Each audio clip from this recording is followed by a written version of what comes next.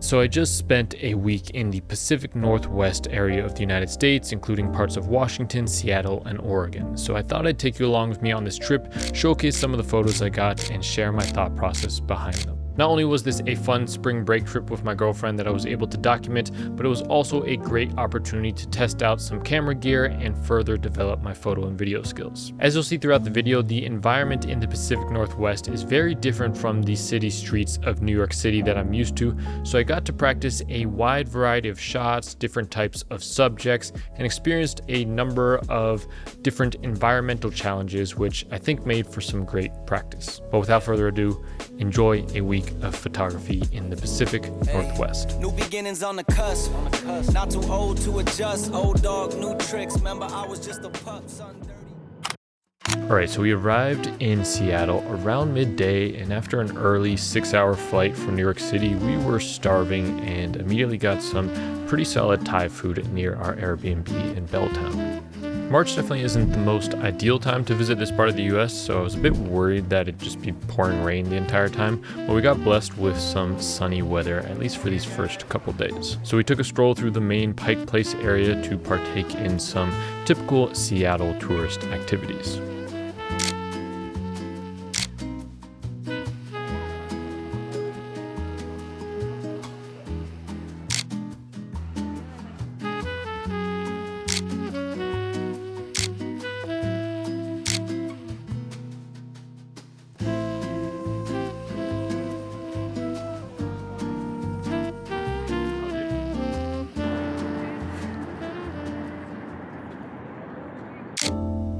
But the highlight of the day was definitely heading up to Kerry Park to get a view of the Space Needle at sunset. At first it was a bit cloudy, but our luck continued, and as the sun set, the sky cleared up, revealing a view of Mount Rainier.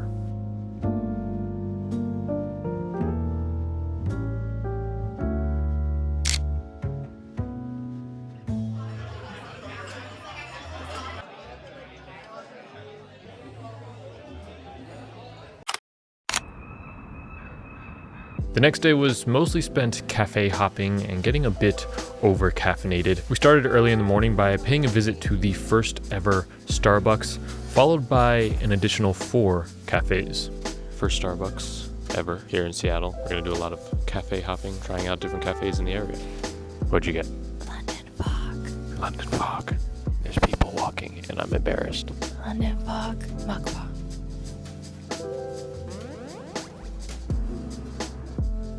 Photographer? What camera you got? The Sony Alpha Sony Alpha? ZV E10 4K. Oh, would you recommend that? I would.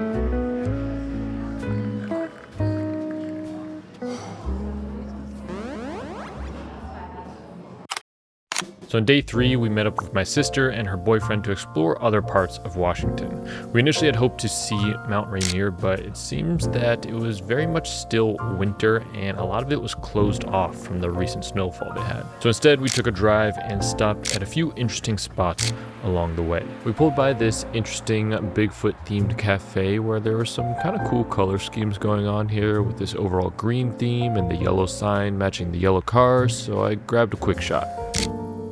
Unfortunately, I now noticed that the drive-through sign is being blocked by that pole, but still an interesting shot either way.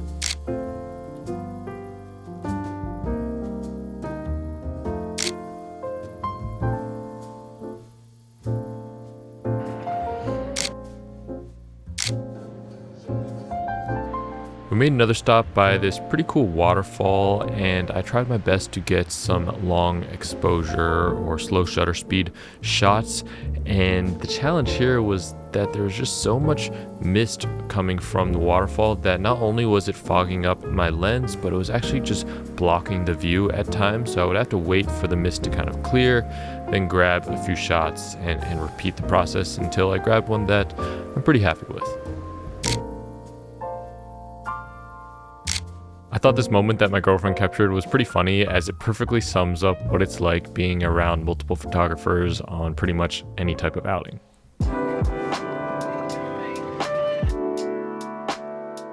Our last stop of the day was at this pretty interesting town that looks like something you'd find at Disneyland if it weren't for the nice mountains in the background, but I grabbed a couple shots before heading down this alpine roller coaster.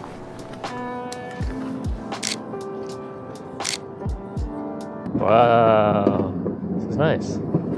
Whoa. Oh, shit. Oh.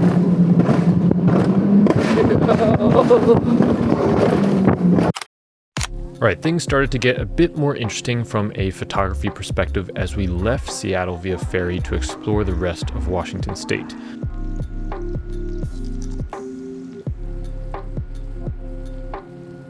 Despite the now cold and gloomy weather, we ventured to the outside deck of the ferry, and the poor weather meant that there were very few people, which created this kind of moody atmosphere which allowed me to capture some shots that I quite like.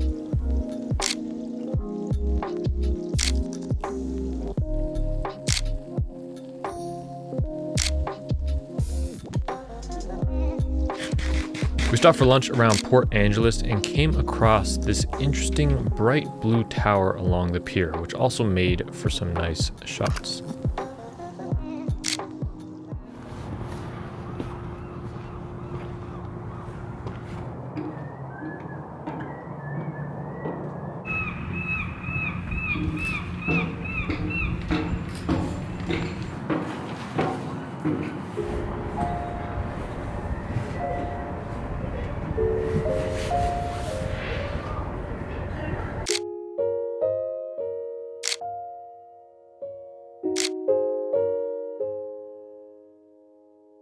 Before arriving at our destination for the night, we stopped again at Lake Crescent, and once again we're blessed with a bit of sunshine.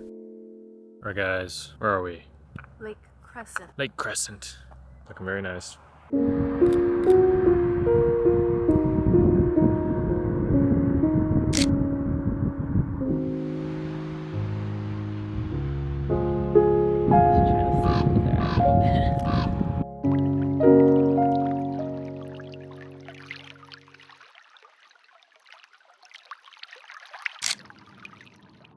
Finally, we made it to our final destination for the day, the rainiest town in the US, Forks, Washington. Now, why go to a place that gets 120 plus inches of rain a year? Well, it also happens to be the setting of the popular Twilight series of films, which my girlfriend grew up watching, so figured we'd stop by on this trip.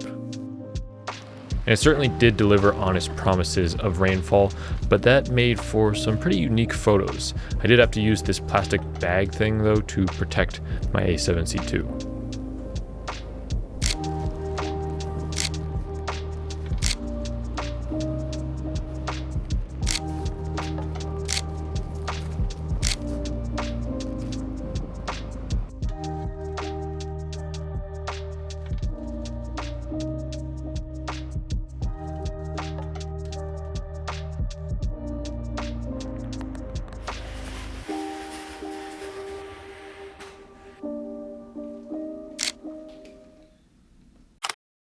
All right, guys, we're on the way to the Hoh Rainforest. There's a bunch of elk over here. I thought that was pretty cool. There's like 20 of them. He's got little antlers. So after a bit of a drive, we finally entered the Hoh Rainforest, which was definitely the most unique and maybe our favorite part of the entire trip. But I'll let the visuals speak for themselves.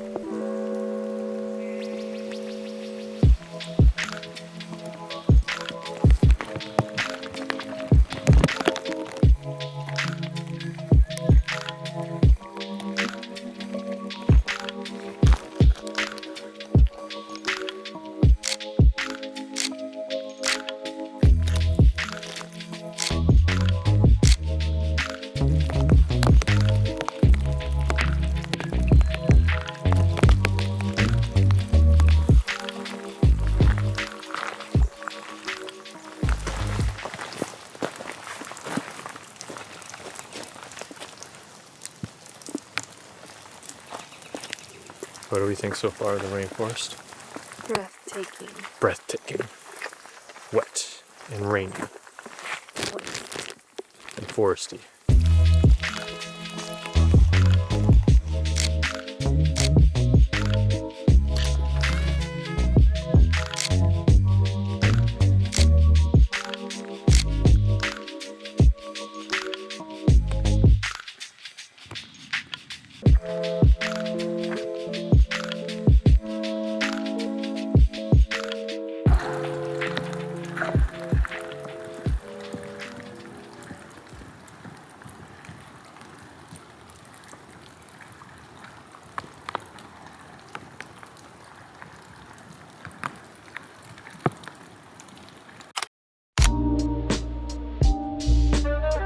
So after finishing up at the rainforest, we grabbed a quick bite to eat and began the 4-hour-long drive down to Oregon while stopping at a few more twilight filming locations along the way.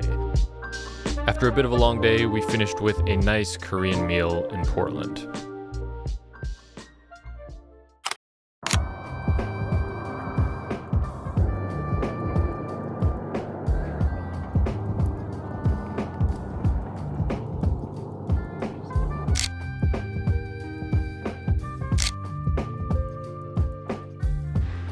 So the next day we met back up with my sister to explore some parts of Oregon along the Columbia River Gorge. There were a number of different cool waterfalls, which was another great chance to practice some long exposure photography.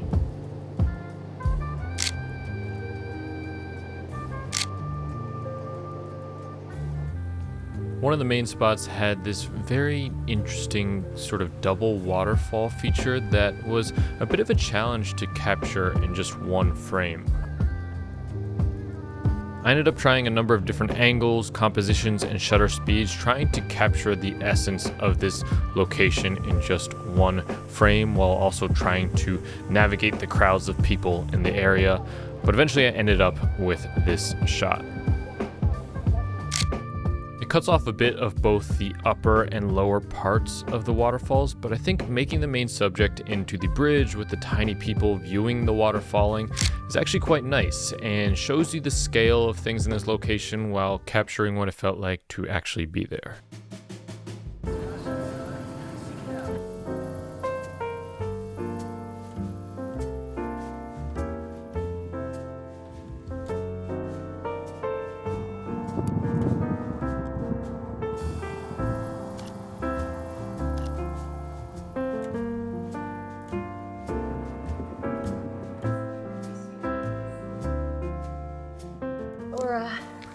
I'm sure. Did you know that the blue up there is blue ice? Oh boy. That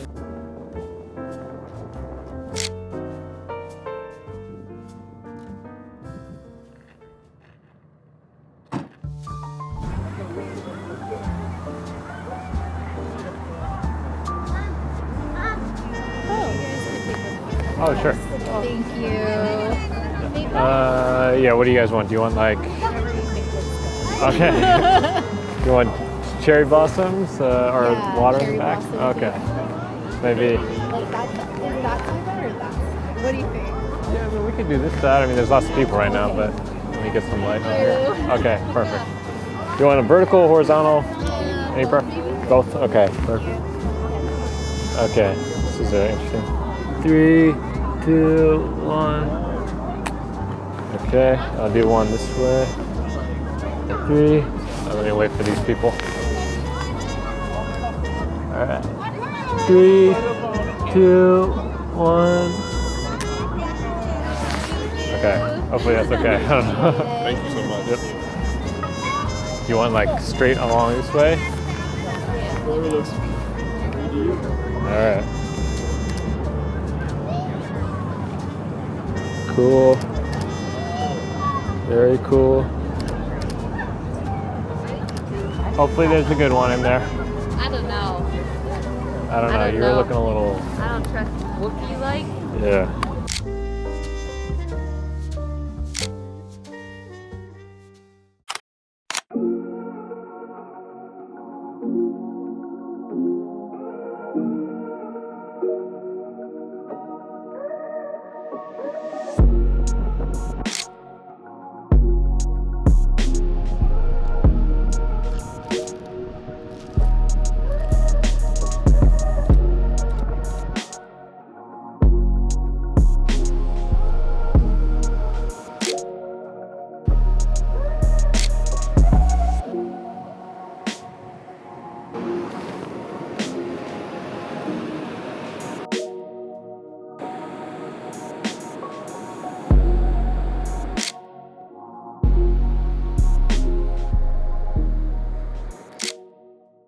We're up here. I forget what this place is called. Pacific City. By this massive sand dune. Less than ideal weather, but it's cool because there's no one here. So we got it all to ourselves in this weird, kind of spooky, moody vibes here. I mean, normally this place is pretty packed, but you can see what the vibes are looking like here. Spooky. Getting some spooky photos. Miles, let's go.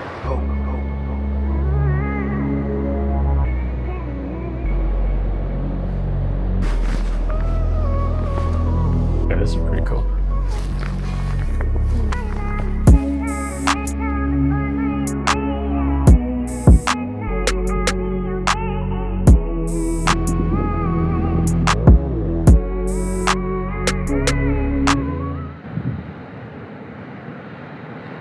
As you can see, this was another super unique spot with a lot of interesting terrain.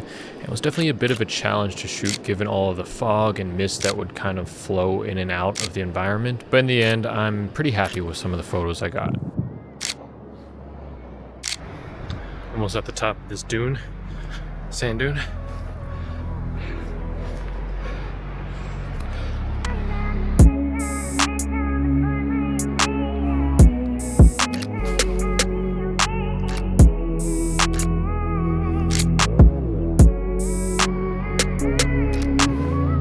Down the sand dune. It's kind of a relaxing feeling. As we were walking back to the car, I noticed that there were actually a few surfers out in the ocean, and so I grabbed a few final shots to round out the trip, and they ended up being some of my favorites.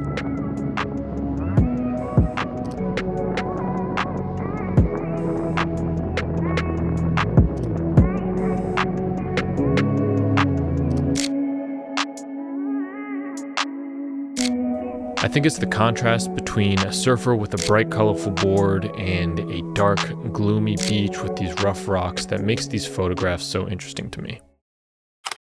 If you made it this far in the video, thank you so much for watching. I appreciate you. And if you're new here, my name is Miles, and on this channel, I make videos about parts of my lifestyle, a bit of tech, a bit of camera gear, photography, that type of thing. So definitely click subscribe if you haven't already. I'm trying to hit 100K subscribers by the end of the year. We'll see if we can make it happen. That would be pretty awesome, but I'll see you in the next one. Thank you.